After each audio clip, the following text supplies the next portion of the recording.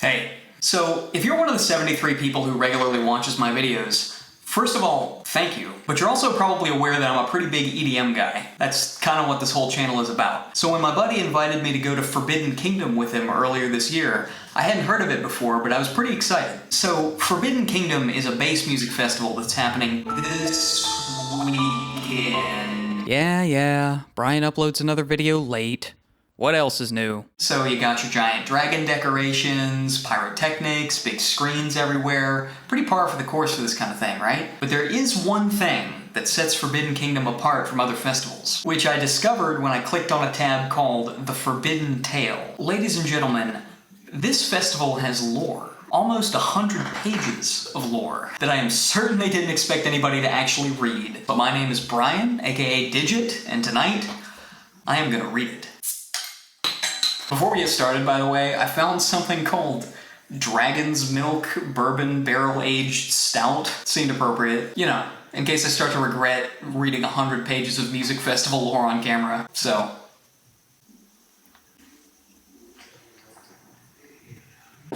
the first thing I noticed here was this character page, which I think will do a pretty good job of setting the stage for us. So here's our protagonist, Alana. Alana is a curious and determined farm girl that resides in the New Kingdom.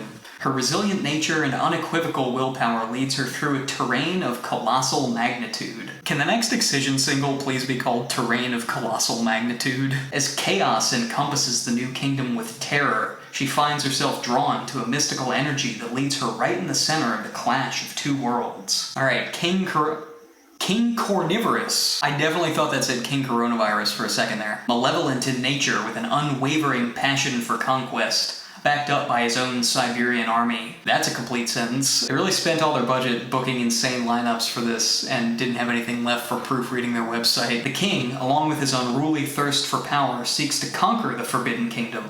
Blinded by rage, he will stop at nothing to take control. Alright, now we have the Queen. I couldn't figure out a name for her, huh? The Queen is the leader of the Thereons. She possesses and protects a mystical power handed down from generations.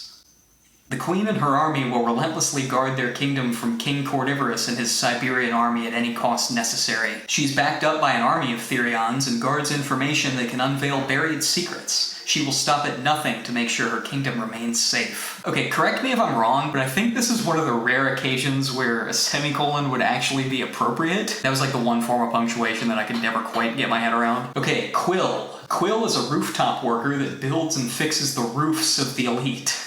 Roofer's roof? Longing for a better life, he joins the Cyberian Army in hopes of upgrading to a life of wealth, unknowing to all what is to unleash. I think me and my high school English teacher are having a stroke right now. Which side will he choose? I don't think that question is quite hitting with all the dramatic weight that you want it to, considering that the previous sentence appears to have been written by a 5-year-old. The Beast. The Beast is a conjecture of King Cornivorous, aiding him in his conquest of the Forbidden Kingdom. I don't think that word conjecture means what you think it means. Let me just verify that real quick. The formation or expression of an opinion or theory without sufficient evidence for proof.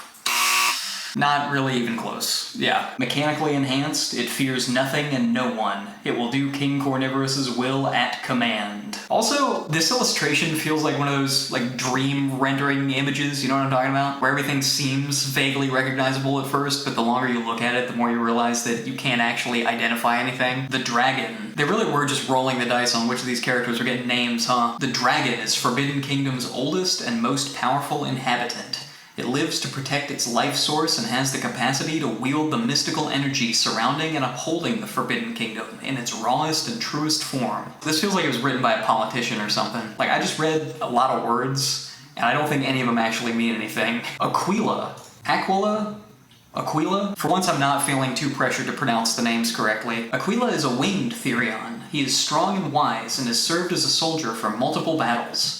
You could just say he fought. His allegiance is deeply rooted to his morals. I'm gonna go out on a limb here, but I think that most people's allegiance is deeply rooted to their morals. Just me?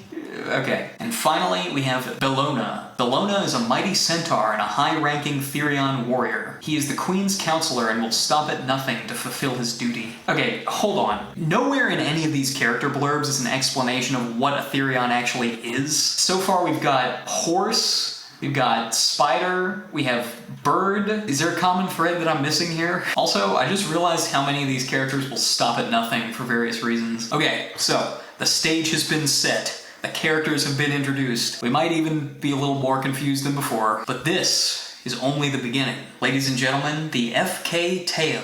Words by Joshua Dean Perry. That's an interesting way to say author. I kind of like it though. It has kind of a Trump-esque ring to it. Chapter 1. The Bodies. It's hard to know what you're going to feel when you see a dead body. With an opening line like that, you know this is going to be good.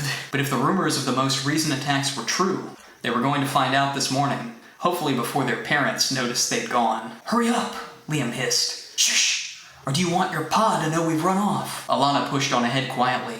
They weren't far enough from the village yet. Not far enough that their parents couldn't hear them and call them back if they were found missing. The mud squelched under their boots as they trudged through the forest. It had rained last night, leaving the soil damp and swampy. The clouds gave them a little more time, but it wouldn't be long until the wolves woke up, inevitably rousing the rest of the households. Wait, what? I'm already starting to see a pattern in the writing. You can kind of understand what's going on here if you just don't think about it, but the more you try to actually start using your brain, the less sense it makes. It wasn't unusual for Alana to be off exploring the countryside when she was meant to be helping her mother. For as long as she could remember, which was 13 years, give or take, it had just been the two of them. Okay, hold up. You're telling me that this character right here is meant to be 13 years old. I have my eye on you, Joshua Dean Perry. This is even weirder because, think about it, who is the main audience of this? People who are old enough to be on this website buying tickets to this 18+ rave festival? This isn't a YA novel. Why does the main character have to be a child? They were the poorest family in the village. Aww. Her mother was a healer of animals. Aww. This is how I imagine the creative meeting went. Alright everybody, how do we make our protagonist likable? Ooh. What if she's poor? Alright, go on. And, she saves wild animals. Okay. You think that might be maybe a little too much? A little heavy-handed? Nah.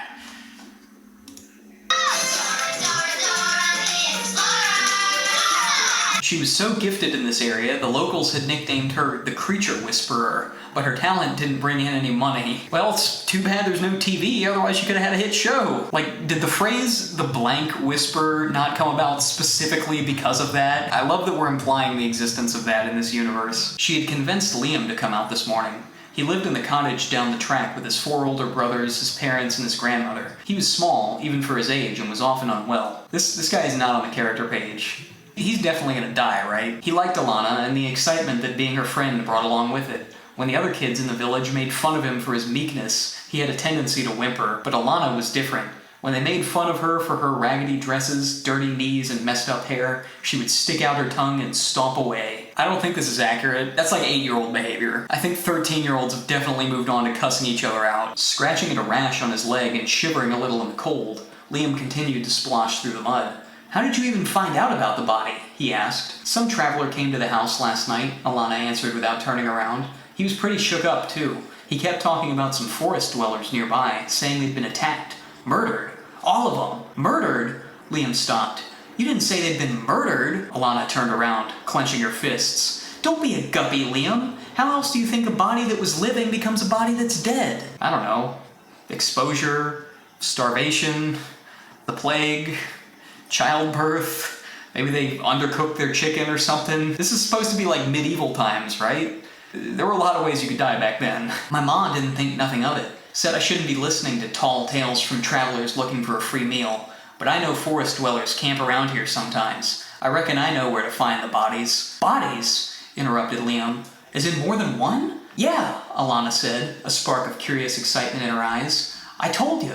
It was them forest dwellers. They travel in packs. Like dogs. Was I supposed to be reading them with a southern accent this whole time? I gotta say, very innovative for a fantasy story to not just make everybody British. Makes me want to read the city people with New York accents now. Are they Norms? Liam asked. How am I supposed to know what their fucking names are? Yeah, they're Norms. Just like us. Only these ones like to live in the forest in tents and stuff. Oh, Okay, I think norms is gonna overtake man-animals for my favorite sci-fi fantasy lingo for people. It wasn't long before they came across a smoldering pile of ashes in a pit dug into the soil.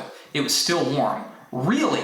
Even though it rained the night before. Thought I wouldn't notice that one, huh, Josh? You better watch out, because I'm going full Encyclopedia Brown on your ass. Then they saw one of the tents. A leather hide hung across a couple of ropes tied between trees. And there was more than one. Alana was right. There were enough tents here for a large family.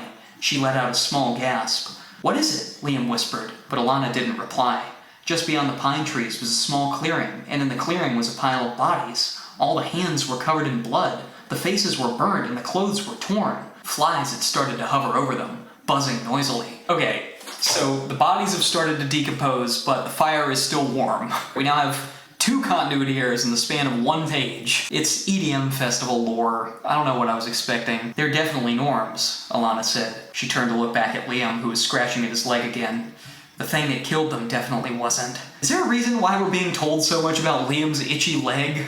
Is that gonna be important later? God, I hope so. Okay, alright. End scene. Yeah, this is gonna be good. My content spidey sense was tingling when I read that character page. Alright, Chapter 2. The Royal Court. The old man trembled as he made his way to the center of the court. His tattered attire and dirty face identified him as someone out of place. All around, the faces of nobility looked on contemptuously. They were dressed in their finest robes of silk and cotton. They were adorned with mechanical spectacles that had interchanging lenses, motorized fans to keep their owners cool, and other small gadgets. I'm always fascinated by these fantasy worlds that are like set hundreds of years in the past aesthetically, but also have all this futuristic steampunk tech and shit. Like, you figured out how to make tiny motors and mechanical spectacles, but you haven't gotten around to indoor plumbing yet. In front of him was a raised platform upon which the throne sat. It was the old man's first time laying eyes on the monarch, whose stern face was partially hidden behind a great ginger beard. The king was a squat man, his rotund waist compacted by a belt pulled too tight. He would have seemed imposing if he wasn't so short. Hey, we stand a short king. He sat upon a mound of cushions, which were intended to give him height, but had the adverse effect of keeping his feet dangling above the floor. This isn't supposed to be King Cornivorous, is it? This was not the vibe that I got from the character page at all. The old man was afraid. The king was known for his fiery temper and short fuse. I don't know, I'm not feeling very threatened by our main villain right now. Next to the king stood a long, thin man in robes of black. He had a sleek black goatee and a tall hat which denoted his position. He was the counselor of the king. "So he's Jafar." "Your Majesty," the old man stammered. "You will not address His Majesty King Cornivorous directly, peasant." The counselor spoke quickly, his voice deep and smooth, his tone irrefutably judgmental. "Now, what business have you with the palace?" "I come to beg for the king's assistance. I come to beg for the king to send his army. 1 regiment at least, to help the people of his kingdom." "An entire regiment?" sneered the counselor.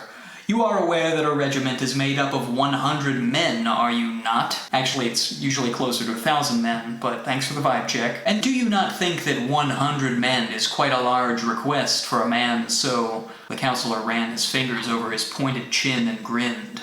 "So small?" The old man began to shake. "Yes, sir.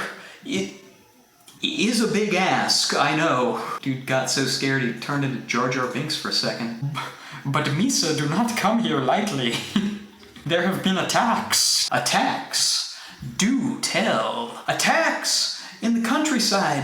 I seen them bodies. Lots of them in different towns and out amongst the clans." Sorry if this is a little hard to follow. This guy appears to be switching fluently between Alabama and Gungan. More similar than you'd think, apparently. "Ah, the clans. Those nomadic barbarians who can barely call themselves norms." Yeah, they're probably named some shit like Kyle. "I wouldn't be surprised if they weren't killing each other for sport. They're so wild and primitive. Basically, dogs." Now would be a really good time to shoehorn in some kind of freeware mobile game sponsorship, if I had one of those. Oh well, too bad. Snickers could be heard all around the court as the nobility looked on with pleasure. The counselor was toying with the peasant. "No, sir," he spluttered, barely able to talk.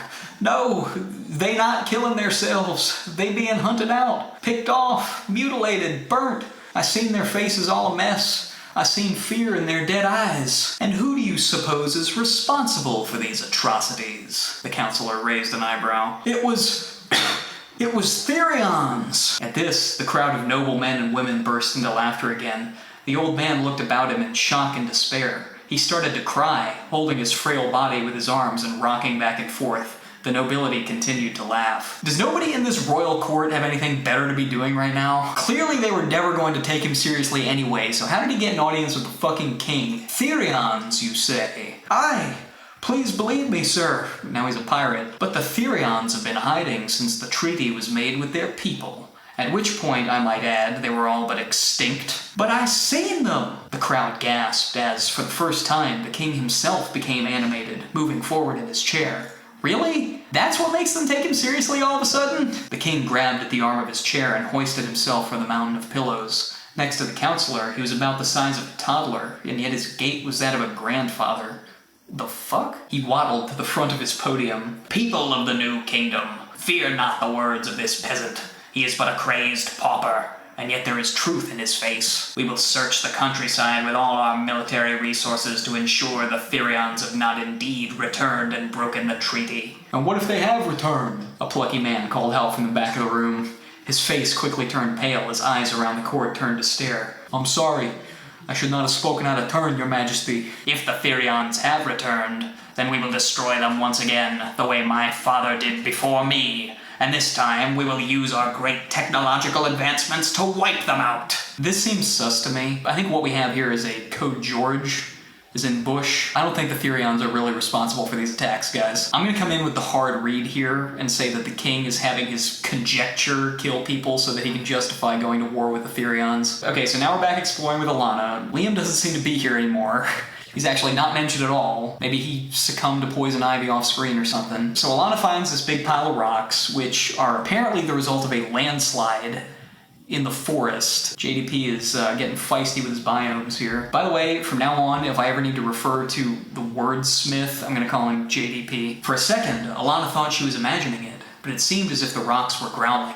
A low rumbling sound, like an angered dog, was coming from somewhere just beyond the mound. She climbed up, careful not to displace anything for fear of further sliding. As she reached the top of the pile, she ducked quickly to hide, shock ricocheting through her body. What did she just see? Was it possible? She peeked over the boulder, and down below her was a creature. Its skin was thick and leathery in shades of burnt red and scalded crimson. It had claws and wings and a massive snout. It was a dragon! Alana was frozen in shock. Dragons weren't supposed to exist. They were a thing of legend. And yet, here one was, more real and ferocious looking than she ever could have imagined. The creature looked old but strong. Alana could see the muscles moving under her roughened skin. There were tears in her wings and in the flesh between bones. Did we just assume the dragon's gender? And her eyes. They were big and golden, accusatory, angry and scared.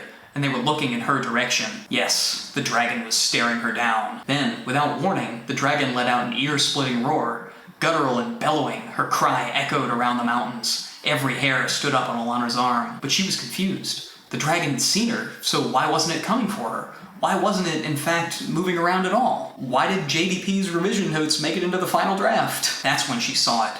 A boulder had rolled and landed on the dragon's right wing, pinning her down. The dragon was thrashing about in pain, crying and wailing, trapped. It's probably best if we don't think about how the dragon actually got into this situation. Ever so gingerly, Alana made her way down. Her instinct to help the trapped creature had overridden her sense of danger. Alana had seen the way her mother approached a wounded animal, and she tried to approach the dragon in a similar fashion. With one hand outstretched, Alana reached the dragon and gently placed her palm on its side. There was a little huff and a sigh, and the dragon relaxed. Well, there you go.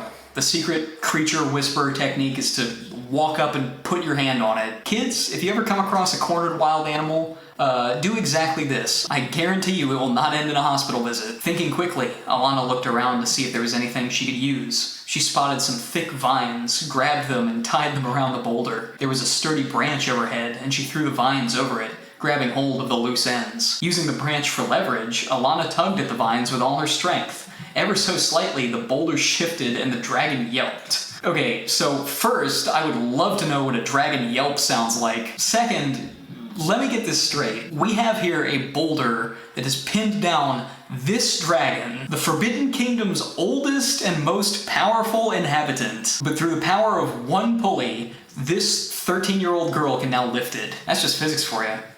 Weren't expecting to learn so much today, were ya? So the dragon gets freed, yada yada yada. Although, at this point, I want to point out that the title of this chapter lied to me. It's called The Beast, when it's clearly about the dragon. This would not be a problem if they hadn't gone out of their way to specify that these are two different characters. So the next chapter is called The New Cyberian Army. That's what Putin is cultivating right now. So we're back in the castle with the king and his counselor. They're walking down a hall lit by luminescent bricks. It's mentioned in a very offhand way, so I don't think that one's gonna get explained. I'd say it's all going rather well, wouldn't you, sire? The counselor said, his fingers clasped in front of him. Yeah, as long as the people think we're protecting them, and as long as they know we have the power. I don't think there's anyone watching this who didn't see that coming, but also called that shit. They entered a long room lined with beds and machinery.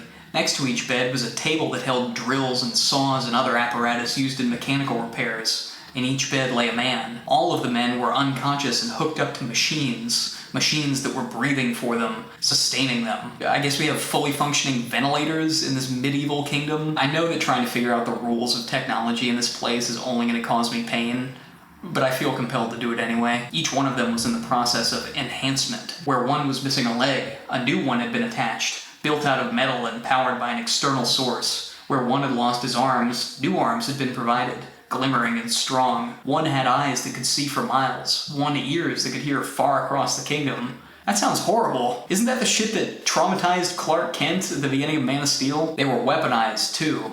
Every enhancement was equipped with immense strength. Razor-sharp blades emerged from wrists like swords. A crossbow was attached to one man's shoulder. In life, they had been strong, the best of the best, until battle had ravaged them. Now they were an agglomeration of man and metal. Did you just pull that word out of your ass? Is that what it meant when it said words by at the top of this? Are we literally just making shit up now? Oh, okay, looks like that's actually real. Alright, you win this round. This was your father's legacy, his mission in life, and we will see it to completion. We will have the first Cyberian army known to man. What about known to Norm? How does he feel about this? They definitely at least considered writing it that way before realizing that that sounds far too fucking stupid even for this. They approached an enormous glass siphon at the end of the hall that reached from the floor to the ceiling. Inside the bulbous glass container, light and energy seemed to race around each other, sparking and spiraling. It was as if fire had become liquid in spirit. Damn, that's some crazy shit. They just went through like 3 states of matter trying to describe that shit. The only problem, sire. Is there a problem? The king's face began to turn red.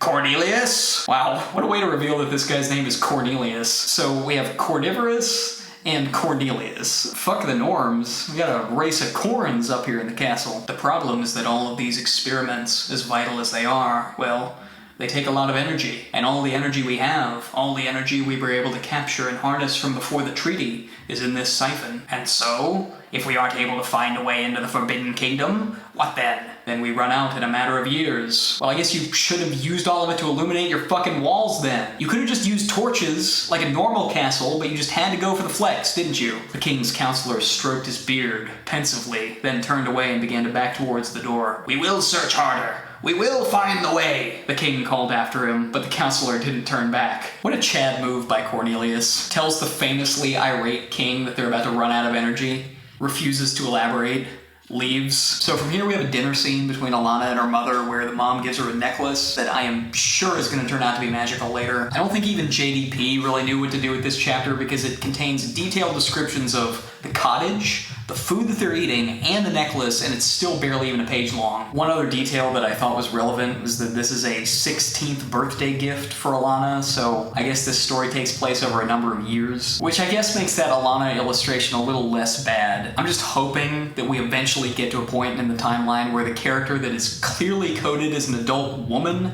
is no longer a minor. So now we're gonna go to downtown New Kingdom, I guess. A crowd had gathered in the square. Hundreds, maybe thousands of norms from the bottom rungs of society were milling about. The gang's all here, baby! We got McDonald, we got Rita's, we got Osborne. A screen had been erected on the north side of the city center.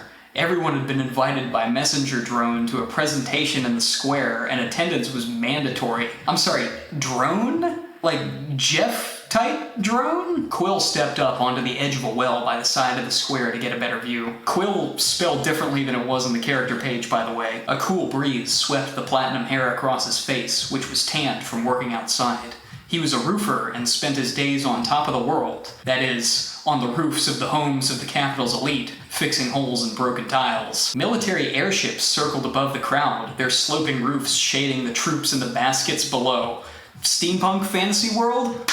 Boom. Airships. Classic. Don't even need to describe them, because everybody's gonna have some kind of vague idea in their head of what an airship should look like. No one's gonna give a shit. No one's even gonna read this. I'm reading this. And I am calling this man out. Phosphorescent energy rippled at the edges of the image as it came to life. There was a crash of thunder from the speakers and the screen blazed forth footage of the town. Tired and forlorn townspeople walked the streets, dragging carts and struggling with heavy bags. A voice boomed out from speakers across the square. Ever since the signing of the Great Treaty, when our prosperous kingdom was founded, when the demons of the Forbidden Kingdom were sent back to their mountains, our technological advancements have been striding steadily towards the future. Imagine the scene for a minute. Steve Jobs' keynote presentation. He's coming out, he's describing all of the great technological advancements that Apple has made over the years. About to launch a new product, actually. And then, for no apparent reason, in the middle of the speech, just makes an offhand comment that's highly disparaging to Native Americans. Too long have the amenities built and discovered by our leading scientists seemed out of reach. Too long have you struggled to get by, performing the most basic of chores. Too long have the exquisite fashions of the rich and the techwear of the affluent been out of your grasp. Quill looked down at his tar-stained clothes, his pants ripped at the knee. Effluent, you mean? He said under his breath. The speakers continued to boom. Transform your life and the life of your family. The frumpy video crowd transformed in a whirlwind of electric swirls and flashes. Suddenly, the people on the screen were impeccably dressed in the most up-to-date and outrageous fashions. How the fuck? Again, it's probably best if we don't think too hard about how this propaganda video actually got made. Their hands and faces were adorned with all the personal tech imaginable. Golden jewelry, communication devices, timepieces, identification scanners, screens and gadgets, trinkets which played music, cogs and chains ornate and expensive. So we have all this, but we're still using wells? Like, for water? I can kind of accept medieval steampunk aesthetic, but like, these people literally have iPhones. The modern wonders of our society, once beyond your grasp, can now be yours. Stand up to claim the respect and notoriety you deserve. At this, the soldiers leapt from the airships, falling from the height of the buildings and alighting gracefully amongst the crowd. It was a landing no Norm should have survived. Yeah, that shit would have killed Norman Rockwell. Straight up. Quill thought of his days working on the roofs that belonged to the capital's richest families. The way he'd been spoken to, the way he'd been treated, dismissed as trash. His job had afforded him a glimpse into their world. And he hated them. But all the same, he resented their wealth and the respect it garnered them. He wanted a slice of the pie. He jumped off the well, landing hard on the cobbles, and went to speak to one of the soldiers. Alright, next chapter. In the counselor's chamber. The king was unwell. Me too, brother. The coughing fits, which usually came just after a bout of physical exertion, had become more frequent. So you're telling me that King Coronavirus is beset by fits of coughing? JDP is literally writing my jokes for me at this point. He often felt faint, often ran a temperature. Gripping the banister, he finally reached the top stair of the tower. A door swung open and the counselor poked his head out. Ah, I thought I heard His Majesty's wheezing, he said. He was in a good mood. Okay, Cornelius is by far my favorite character so far just because of how cartoonishly dick-headed he is. Oh yeah, I knew you were coming because I could hear you coughing your lungs out from down the hall. You know, because you have a chronic illness. You were supposed to see me in my chambers this morning. Anyone else would be hung, drawn, and quartered for this insubordination, you know. Yeah, that's how brutal this guy is. You piss him off, he will hang you and draw and quarter you. But he's gonna save the more painful one until after you're already dead. It's just for the extra disrespect, really. So Cornelius has made like a giant suit of armor that will allow the king to lead his Cyberian army, and also keep him from dying of his apparently terminal illness. But there's still a problem. What? What is the problem? Well, with these machines and the new soldiers, we've almost exhausted our power supply. The suit, which you need to stay alive, will use the last of it. How does this energy work, exactly? Your supply of it is pretty much gone, but what you have left is gonna power this suit and your army indefinitely? Have the scouting parties turned up nothing? No, sire. Damn that treaty! The king stomped. Damn those Thereons for tricking us. We thought we were getting the world. A whole new kingdom, more vast and plentiful than before. But they knew, those clever bastards. They knew they had the power, and now they've blocked the path, made it invisible. All we need is the location, and we will wage the greatest war ever fought and claim the source of the energy. Yes, sire. The king's counselor wasn't disturbed. If we can't find a way back to the Forbidden Kingdom, then all your work will be for nothing. There must be another way, some lasting link hiding out there, someone who can lead us back. Surely, sire. The counselor turned back to his tinkering. Have the special forces expand their search, raid the entire countryside if they must. We will return to the Forbidden Kingdom and have our war, mark my words. Consider them marked, sire. The counselor was fully immersed in his work and didn't even turn around to see the king lumbering from the room. For a story that's this self-serious, the king and Cornelius have a really hilarious dynamic. The king just impotently rants about shit, and Cornelius, who is clearly blown past his bullshit tolerance a long time ago, just obviously wants him to shut up. And even though he's making it as obvious as possible, the king never realizes and just keeps yelling. This has happened several times, by the way. Okay, back to Alanna. So the Thereon attacks have kept happening all across the kingdom, but Alanna's mother thinks it's fake news and keeps going out to help animals anyway. I wonder where this is going. Alanna remained vigilant against Thereon attacks, having witnessed the results firsthand. The image of that charred and bloody mound of bodies had stuck with her, and while her imagination began to create images of the savage beast responsible for those deaths, another matter had also come to occupy her mind. The dragon. She had never seen anything like it. The dark, smoky hide that had shimmered in the light, glowing like embers. The battered but strong wings had been capable of lifting the creature's massive weight into the air. And the eyes had been piercing and smart. Are we, gearing up for a dragon sex scene here? I'm getting a very strong sexual energy from this paragraph. As soon as her mother had left for the day, Alanna grabbed her bag and ran out the door. Within an hour, she was back at the site of the rock slide, her back damp with sweat from running. She was looking for anything. A sign, some remnants of the creature. She looked about the rubble, using a stick to dislodge rocks nearby where the dragon had sat. Please stop. This is like Twitch mod behavior. Alright, you're better than this. Pausing to wipe her forehead, something caught her eye over the tops of the trees. Smoke was rising in the distance. Her heart began to race. She was looking back towards home. The smoke was coming from her village. Here we go.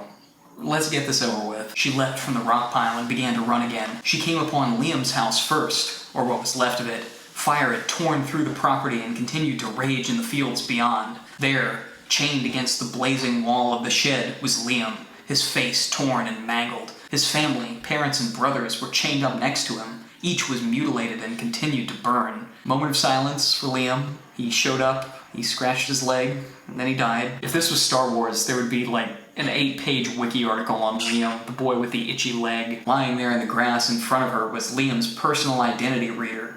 His what now? A small metal box he had worn around his wrist. The box contained a chip with all his personal details. Everyone had one. Like a computer chip? How are we still finding new ways to make this fantasy world less believable? Which is more unlikely here? This Game of Thrones world having drones, cameras, and actual microchips? Or Liam having all of his identifying information carved into a fucking Pringle? I'm gonna choose to believe it's the second one. It was the last piece of him, the only piece saved from the fire. She clutched it to her chest. Careful. Gonna break the identity, Pringle. Those things be fragile. Looking up through the tears now streaming down her face, Alanna's eyes caught sight of another smoke plume down the track, coming from the direction of her house. In an instant, she had pocketed the identity chip and was up and running. Yeah, that's not surviving the trip back to the house in her pocket. When she finally reached her house, she could barely believe what she saw. In place of her house was a pile of rubble, ash, and fire. Now her tears turned to sobs, violent and involuntary. They'd gotten her mother as well. "Damn you, Thereons!" she wailed. "You scum! You disgusting, vile, murdering Scum! I just want to point out that this is the closest we've gotten to an actual description of a Thereon so far. Like, we're almost halfway through part 1 and I still do not know what the fuck a Thereon is. I'd like to think that he's saving it up for some kind of grand reveal, but I feel like that's giving this story too much credit. Silently, with clenched fists, she vowed to get her revenge on the Thereons, one way or another. Alright, Mom, dead, Band-Aid ripped off. Let's continue. A year had passed since Quill had joined the army, and he was yet to see any of the riches or respect he'd been promised. There were strict rules about desertion, and so he remained. Really? What are they gonna do to you if you're not there anymore? His training had been intense and extensive. He performed drills and learned to shoot and handle a sword. He had a keen eye and was good in hand-to-hand combat. He was a good soldier in many ways. His attitude wasn't one of them. The other soldiers seemed more willing to acquiesce to the commands of the generals, willing to submit to orders without question. Because he wasn't, Quill stood out amongst them. When told to climb a wall, he would ask why, which only resulted in him having to do more push-ups than the others. Bro, there are definitely things to question when you're in the army. This is not one of them. I'm just imagining that whenever they have him do any kind of physical conditioning, he's just like, why? Yeah, I'm gonna have to side with the drill sergeant on that one. One night, the soldiers were sitting around their large fire pits. Quill was sitting alone while the other soldiers sat in groups, laughing and telling off-color jokes. He didn't mind being alone, though. He disliked the other soldiers as much as they disliked him. Finally, we're throwing a bone to the edgy incel producer audience. Through the smoky haze, he looked across the field and spotted another soldier sitting alone. His gaze was stern and thoughtful. Quill approached the lone soldier. "Hey," he said, "can I sit here?" "Sit wherever you want," the soldier huffed. Quill was somewhat surprised at the voice of the soldier. He spoke like a child attempting to imitate a grown-up gruffness. Quill sat down. "I don't like spending much time with them either." He gestured over to a group of men. One was making a lewd gesture. "Donnie, get the lewds!" Somewhere Jordan Belfort just woke up in a cold sweat. They definitely just misspelled the word lewd here, but once again I'm gonna choose to believe that Quaaludes are canon because that's just more fun for me. "They're here to fight, just like you." The gruff loner didn't even look up. "Okay, well, right now they're fighting to act their age." Anybody who's watching this, please do not be this guy. He's not cool and aloof. He's just an asshole. "My name's Quill. What's yours?" "Liam." Fuck. I cannot wait to hear how JDP is going to explain this one. "Well, Liam, you seem like you've got a few more thoughts knocking about in that head of yours than the rest of our military elite. How come you're here? Did you fall for that conscription video about tech and stuff too?" "I'm here to fight the Thereons," Liam intoned, deadly serious. "Oh yeah? Have you ever seen a Thereon?" "No, but they destroyed my village." "Huh, you think the Thereons did that? There's loads of bad guys out there who are way more likely to go around destroying villages than some mythical creatures." "Really? Who? I would love to know that." So if that be the case, then the king do be appealing to the racism of the common folk. Quill watched as Liam quietly placed his hand on his chest and clutched at something underneath. The beginnings of tears were building in the soldier's eyes. Quill took in the soldier's soft features, his gentle hands. "Listen, sorry," Quill said, his voice sincere. "I didn't mean to upset you. Lots of people have lost loved ones here. You're in the right place." Liam looked up and met Quill's eyes. A moment passed between them, the fires casting a glow on their faces. So from here we go back to the king. This chapter's pretty short, and I don't really have any jokes for it, so I'm just gonna summarize. It's basically a transformation scene where the king fuses with the suit of armor and turns into this. He's clearly in extreme pain because the flesh is literally being ripped off his body, and Cornelius is just like, "I'd keep still if I were you," low-key hoping that this kills him. Again, my favorite character. Also, we know where the Forbidden Kingdom is now. They found it. No further explanation given. If you want a good indicator of how unimportant that plot point was, they don't even mention the location of the entrance by name. They just know where to go now. If that's all that's relevant. Okay, back to Quill and Liam. They were running through the tall grass that grew on the outskirts of the capital. It was part of the daily routine, the 10-mile cross-country run they did every morning before breakfast. Quill was running a little behind Liam, who kept turning around to check and see if he was still there. They'd become fast friends, spending most of their free time chatting and getting to know each other. Quill was amazed at how fast Liam was. God, I hope this turns into a queer romance. In fact, despite being smaller than the rest of the men, Liam was often the best at drills. He could lift more weight, run further, jump higher, and shoot straighter. Yeah, I'm gonna have to call bullshit on some of these. You're telling me that the runt, the pre-serum Steve Rogers, could lift more weight than the rest of the men? Yeah, no. The other soldiers resented Liam when they were forced to do more push-ups for losing to the runt. Also, I love that the only punishment these drill sergeants ever give is just more push-ups. The track they took led from the tall grass through some trees and out into a marsh on the other side. There were some guys running ahead. One was grinning, one laughing a little, and yet, as far as Quill could tell, there was nothing funny about the marsh they were about to wade through. I beg to differ. One of them probably yelled, "What are you doing in my swamp?" Then he saw it. One of the boys was carrying a barrier line canister, a metal ball that, when thrown, would break in half, attaching to the first surface it came into contact with and creating a pulsating barrier. It was one of the weapons with which they'd been training. Good to know that we're still using swords in a world where this shit exists. As they reached the edge of the trees, Quill saw the boy toss the canister. It hit and connected two tree trunks on opposite sides of the path. "Hey, stop!" But it was too late. Liam came in contact with the barrier. The shot grabbed him, and for a moment he was suspended in the air between the trees, convulsing and writhing in pain. The boys turned to look, howling with laughter. Do we really have time for the military hazing arc right now? Quickly, Quill grabbed the knife from his belt and went to lever one half of the canister from the tree. The canister came loose and the barrier evaporated. Liam fell to the ground, holding his body and moaning in pain. "That was a nasty trick," Quill said, coming in to check on his friend. "Are you okay?" He took a step back. The hat Liam always wore had been thrown off, revealing long auburn hair that fell over his face. His clothes had come loose, and Quill stared for a moment in confusion at the thing strapped around Liam's chest. His eyes became full moons. "You're a girl!" Well, shit. Looking back, this twist was pretty obvious, but I actually did not pick up on this one. I definitely just thought Quill was gay. It's a very sad day for representation right now. We get a whole flashback here about how Alana used the identity Pringle to sign up for the army under Liam's name. All this shit about the chip, you didn't need to have that for this plot device to work. I would have definitely bought it if she had just dressed as a dude and signed up for the army under a different name. It would have been very easy to not introduce computers into this medieval world. Whatever, back to the present. Quill stammered. "I knew it!" "Bullshit! You definitely thought you were gay too, motherfucker." Alana tried to compose herself, pulling her tunic shut over her chest and reaching for her hat, but one of the boys stomped his foot down on it. "You'll be locked up for this," he sneered. "Really? I think she'll be hung and drawn and quartered for this." Alana got to her feet as one of the boys brought his arm up to hit her. She dodged his attack and elbowed him in the spine, sending him flying to the mud. The other boys leapt on her and she fought them back bitterly. Her punches were quick and hard. She was nimble and managed to duck and dive to avoid getting hit. But she was also outnumbered, and eventually the boys started to land their punches. What a riveting fight scene we have here. "Leave her alone!" Quill jumped in front of her, but two boys grabbed his arms and one sucker punched him in the face. I don't think it's a sucker punch if you jumped in front of them. What the fuck did you think was gonna happen? This dumbass probably asked why after they did it, too. "No!" Alana cried. She wanted to run to Quill, but before she could, another boy grabbed her by the collar. "Run!" Quill shouted, spitting blood.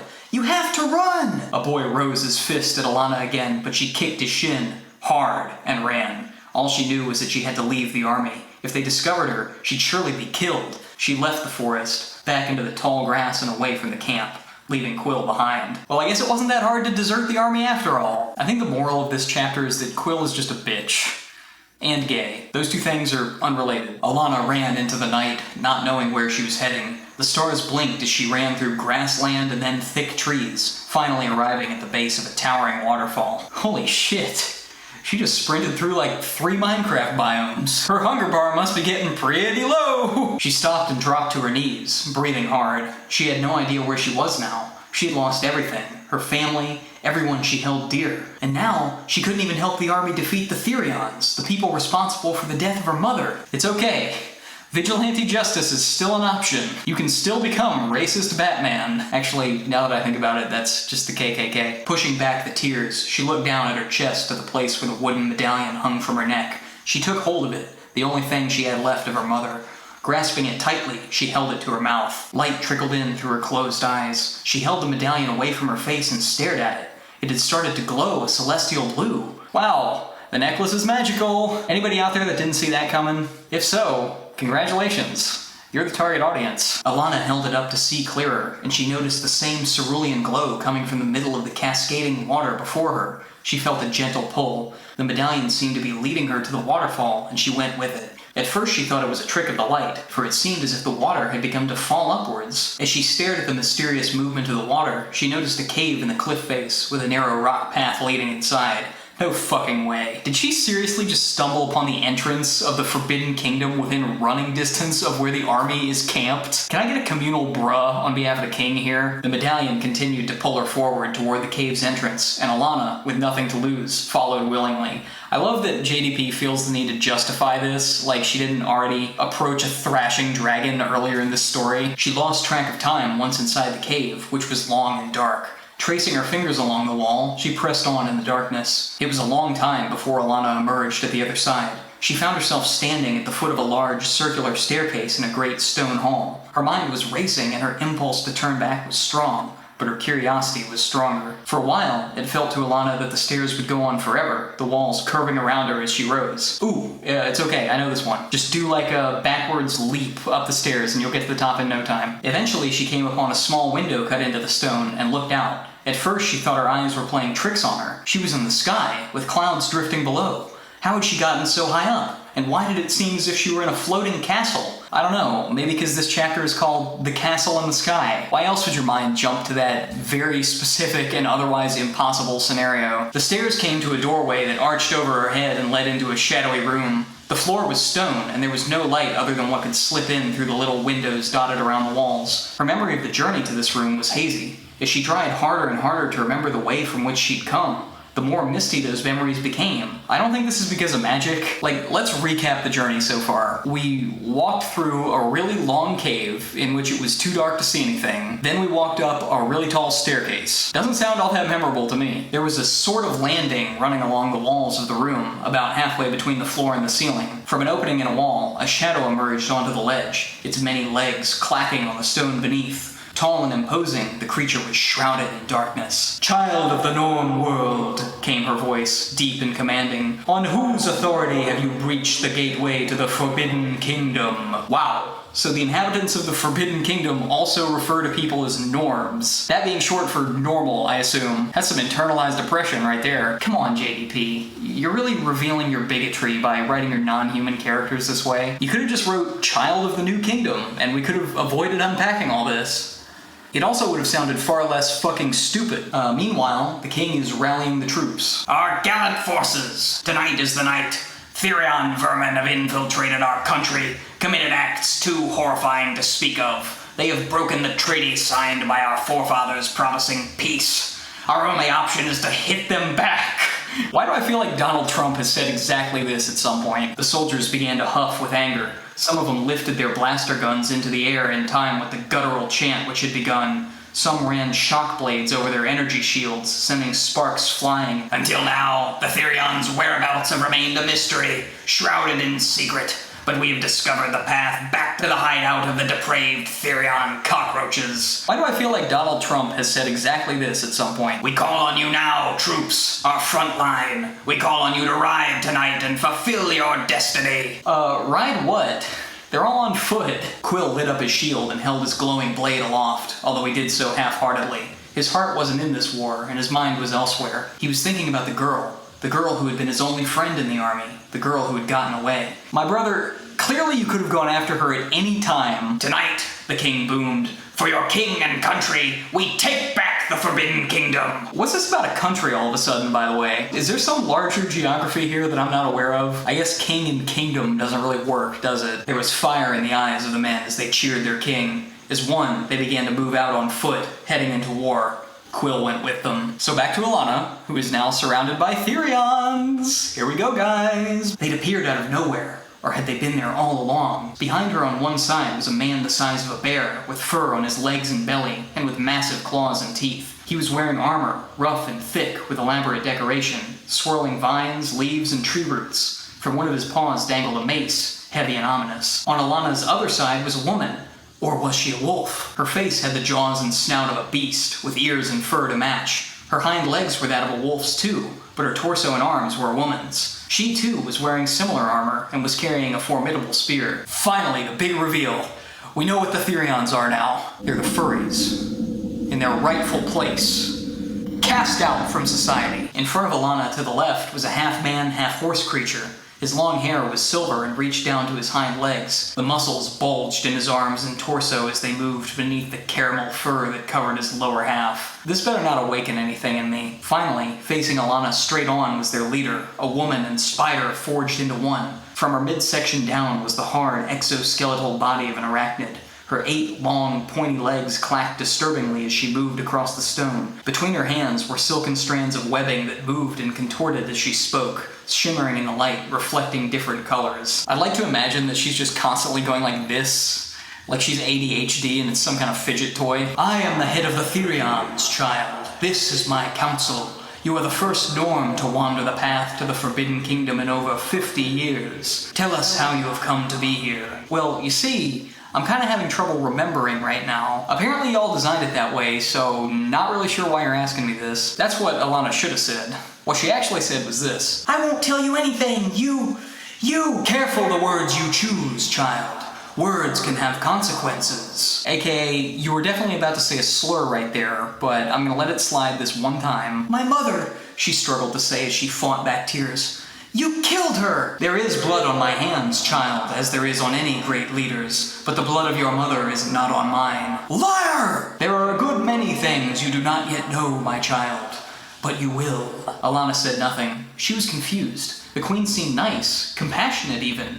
Not at all like a savage murderer. Really? I don't know that I'm getting compassionate from this interaction so far. I think reasonable is about as far as I'm willing to go at this point. Anyway, the queen gives a pretty big exposition dump here, which for this is like a page and a half. So apparently there's a mystical energy that exists in the breath of all creatures, and also in the earth. It can be harnessed through a connection with nature that the Thereons have and humans do not. And this allows them to do basically whatever the plot needs them to, including live forever, apparently. So way back in the Old Kingdom, like 50 years ago, that's actually the timeline that we're dealing with here. Norms and Thereons lived in harmony. But the Old King, Cornelius' dad, was jealous of the living forever part. And with the help of Cornelius, who I guess was a child at this point, started like forcefully extracting the energy from the rocks and the trees using science, which is really begging the question why they're running out of energy now, since trees and rocks clearly still exist in the New Kingdom. So the Old King decided to start a war with the Thereons, wiped most of them out, and forced them to sign a treaty exiling them to the Forbidden Kingdom. And Alana is surprised by this. Your king has been perpetrating atrocities against his own people, transforming them with the power of the land's mystical energy. He has turned them into metal beasts and has used them to attack innocent people. He killed my mother. Alana straightened her shoulders. She knew who the real enemy was now. Well, that was easy. The blaring sound of a trumpeting horn erupted into the chamber. Your Majesty, the horseman spoke for the first time. That's the horn of Monotum. He reared back and let out a mighty bray. From his human mouth? Ben charged towards Alana. He came to a stop just inches from her face, making her coil back in alarm. Did you bring them here? No, I didn't. Lies! He snorted. Stop! The queen held up one hand. I believe the child. She has the medallion. She is the one we have been waiting for. A bridge between the kingdoms. Okay, so now we're trying to bring some kind of prophecy into this, because there were still some fantasy tropes that we hadn't ticked off yet. You know, the whole point of a prophecy is to foretell what's going to happen.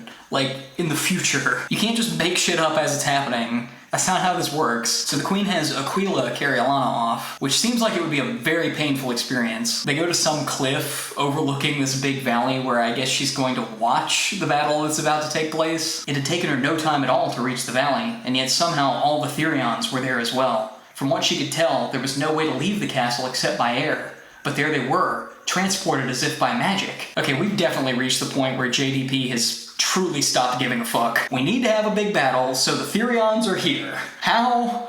Why? Who gives a shit? Also, I love how at the beginning there was all this about the king needing to find the entrance to the Forbidden Kingdom so that they could have this war. And now the Thereons have just decided to come out of hiding and fight him on his own turf anyway. Coming towards them at high speed was the king and his army. Their way was lit by carts with powerful lights attached. The king rode in front, metallic and imposing, and behind him were hundreds of men in armor carrying swords and shields. Further back, there were men armed with arrows and bows. Can you imagine being those guys? I bequeath to you this energy sword. For the king, and your weapon shall be this laser gun. Shh. I will vanquish the Thereons. And for you, this bow and arrow.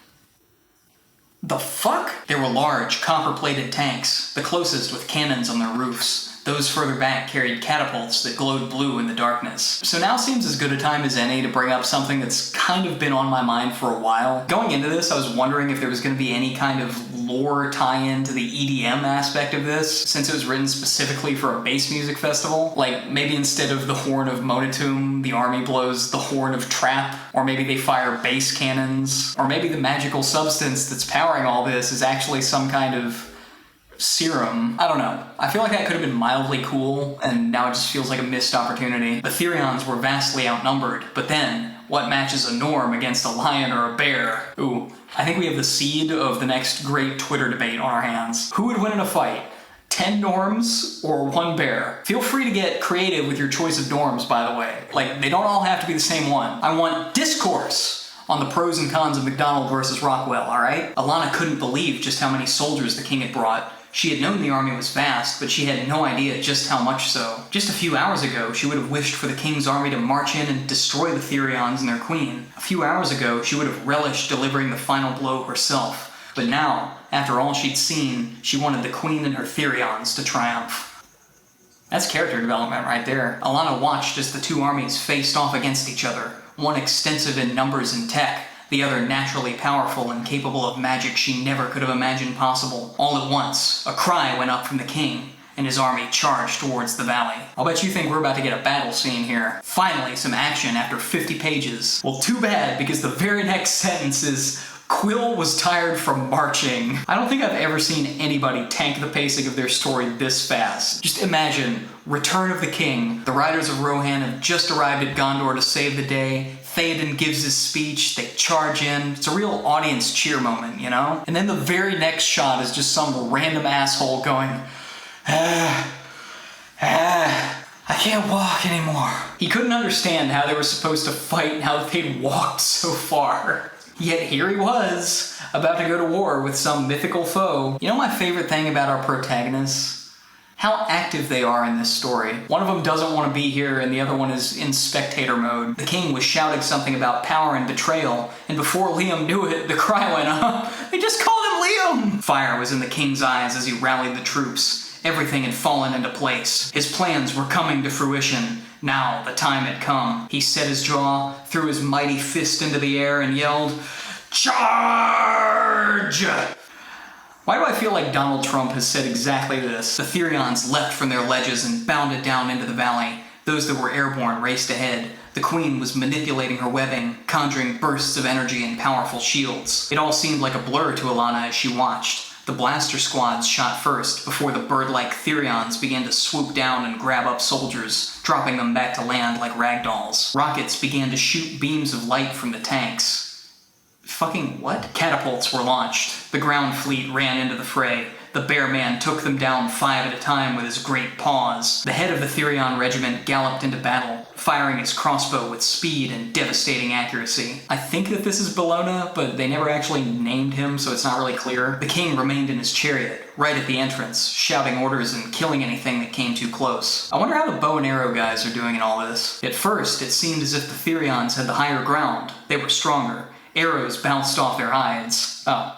Well, as long as they feel like they're contributing. The king saw this and gave out a call. The door of the tanks opened and out marched another line of soldiers. Alana tried to count, but lost her way around 60. There must have been at least 100 of them. They were bigger than the other men, and their bodies were a mess of robotic parts and skin. Okay, thank God it's these guys. For a second, I definitely thought that the king's brilliant tactical solution was just to send in more regular dudes. "Witness the power of my Cyberian Army!" the king shouted and thrust both of his hands into the air.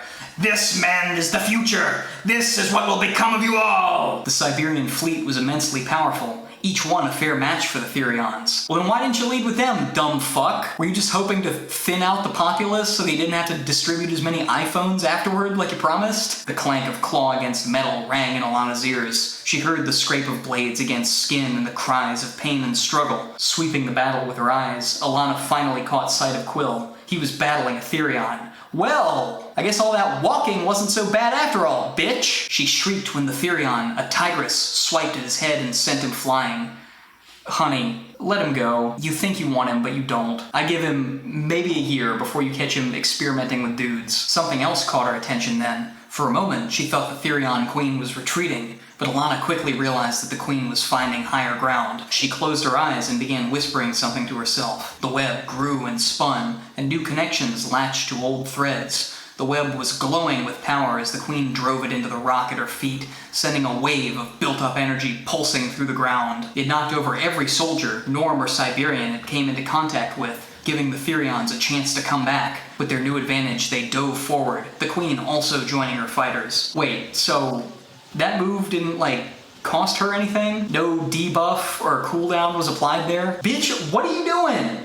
Get back up there and do that again! A young corporal approached the king. Sire, one of the beasts. She's able to conjure the energy, weaponize it. The troops are losing ground quickly, my lord. Even my Cyberians, spat the angered king. What was he doing that he somehow missed that development? Isn't he still literally right there? The king was angry, bitter with disappointment. He stepped off his chariot and pushed the corporal out of his way. He looked to the mouth of the valley, where his men were fleeing, screaming, and flailing. Then, he grinned. It is time!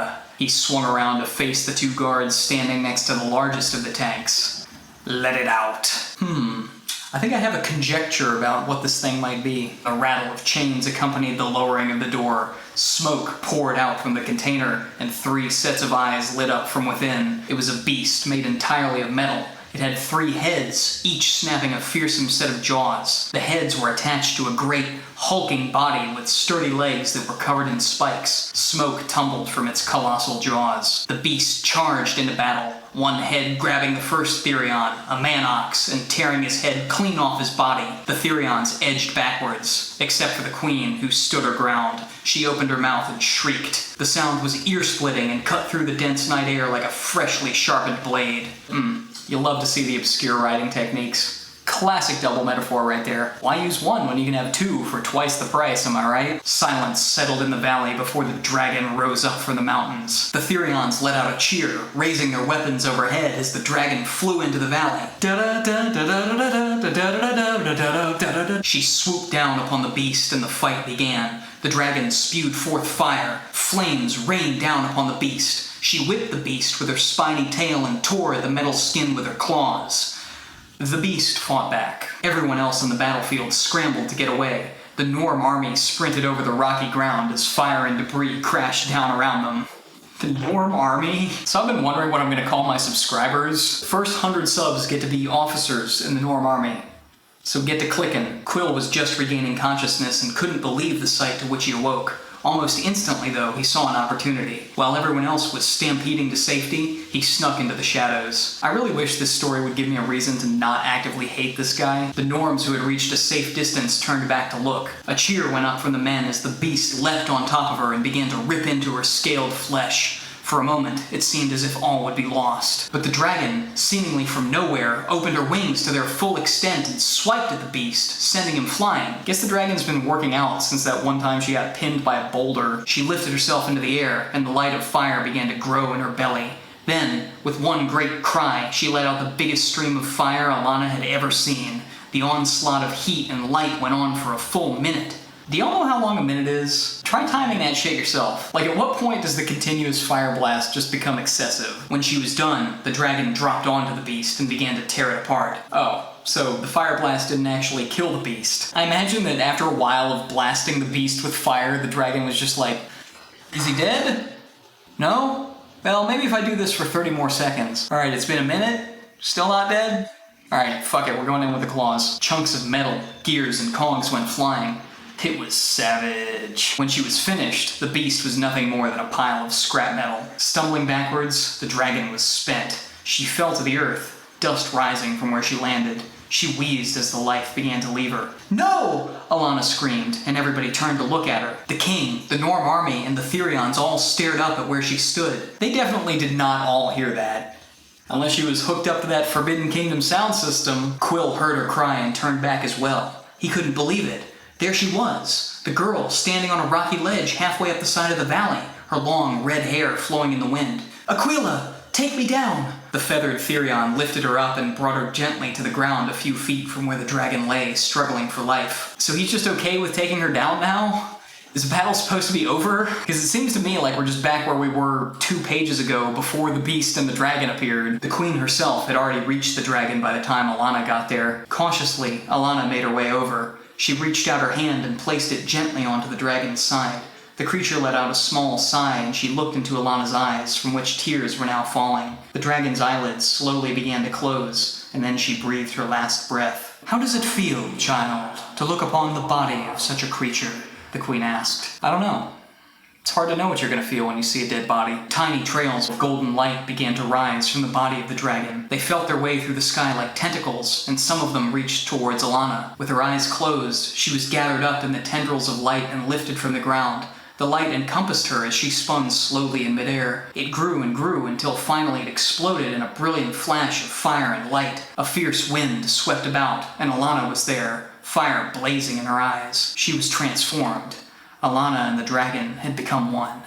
Special thanks to the king and his army for just taking 5 right here and allowing this to happen. Her eyes were green and glowing. Her muscles had grown and her skin toughened. There were gills in her neck and spikes down her back.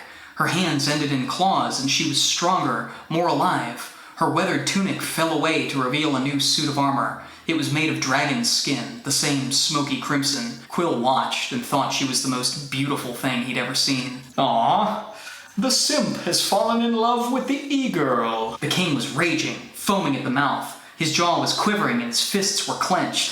"Dude, how long did this process take? You could have stopped this at any time, my man." He ran towards the valley, his footsteps like thunder. He was screaming and there was hatred in his eyes. His troops began to rally behind him, and suddenly they were charging as one, a great line of soldiers all coming towards Alanna and the Thereons. To Alanna, it felt as if her whole life had been leading to this moment. She felt the emotions rising in her stomach. She thought of her mother, and she thought of Liam. She thought of everyone the king had slaughtered and the lies he told. She thought about Quill, about how she might never see him again, even though she wanted to. Wait, what's stopping you? Didn't you literally just fuse with the most ancient and powerful creature in the Forbidden Kingdom? Who's gonna tell you no? I mean, I would advise against it, but the fire rose until she couldn't contain it any longer. She opened her mouth to scream and fire exploded out of her. Blue flames leapt forward, burning hotter and brighter than anything anyone on the battlefield had ever witnessed. It streamed out at the Norms and Cyberians, driving them back. A torrent of fire flowed from Alanna, and she let it rage. "This girl is on fire!" Woo! That's the end of part 1. I wanted to do parts 2 and 3, but I didn't have time. So if you like this video, let me know, and I will make the sequel, Two Forbidden, Two Kingdom. To be honest, I'm probably going to do it regardless, because this was just too much fun to make. So stick around for more content vaguely related to electronic music, I guess. And I will see you in hell.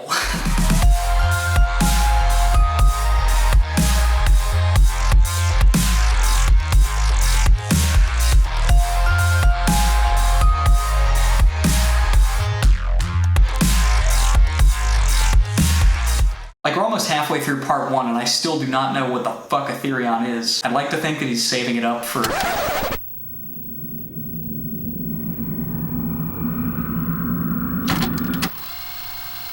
I'd like to fuck a Thereon.